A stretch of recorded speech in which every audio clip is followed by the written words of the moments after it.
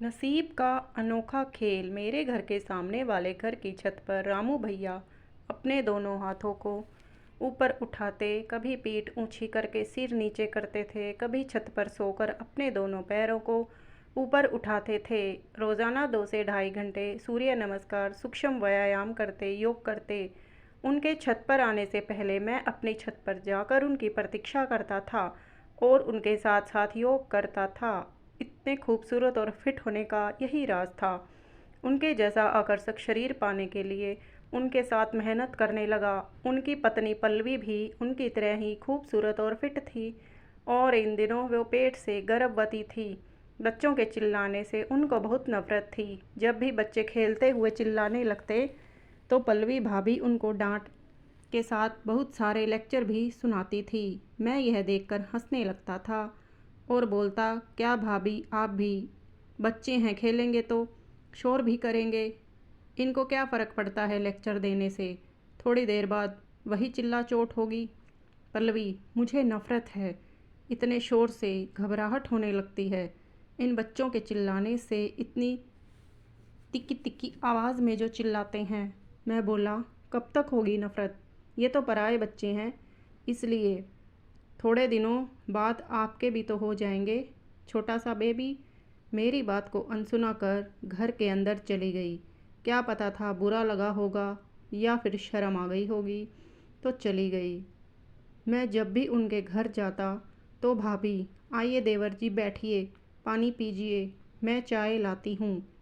एक दिन भी ऐसा नहीं गया होगा कि बिना चाय पानी के लौट आया। सगा देवर न होने के बावजूद भी सगे देवर से भी ज़्यादा अच्छा रखते थे। रामू भैया की माँ भी अच्छा व्यवहार करती थी, लेकिन ज़्यादा उम्र होने के कारण कुछ भी कामकाज नहीं कर पाती थी। एक पलंग लगा हुआ था, उसी पर दिन भर सोई रहती थी।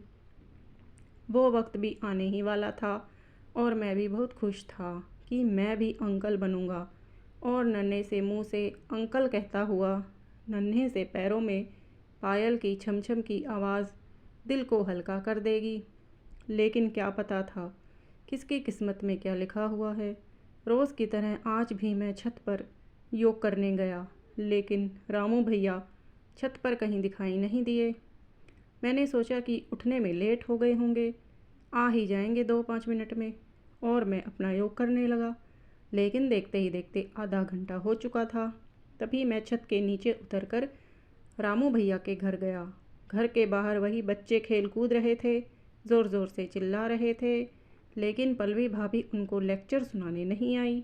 मैं घर के अंदर गया और सोचा कि भाभी पानी लाएगी, चाय बनाएगी, लेकिन अंदर गया तो अंदर का नज़ारा देखकर चौंक गया।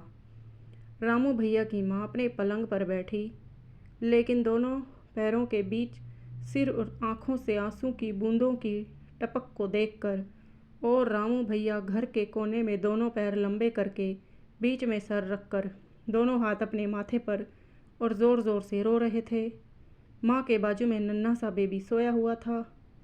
मैंने जाकर भैया से पूछा, भैया भाभी कहाँ है, बाहर बच्चे चिल्ला रहे हैं, उनको लेक्चर सुनाने नहीं आई, मुझे चाय पानी की भी नहीं पूछा। इतने में माँ जी बोली, नहीं बेटा, कैसे बताऊँ बेटा, तुम्हारी भाभी अब कभी लेक्चर नहीं सुना सकती और ना ही अब तुम्हें चाय पानी की पूछेगी। मैं उस मासूम बच्चे की तरफ देखकर एक गहरे दर्द के साथ अंदर से लहूलुहान हो गया।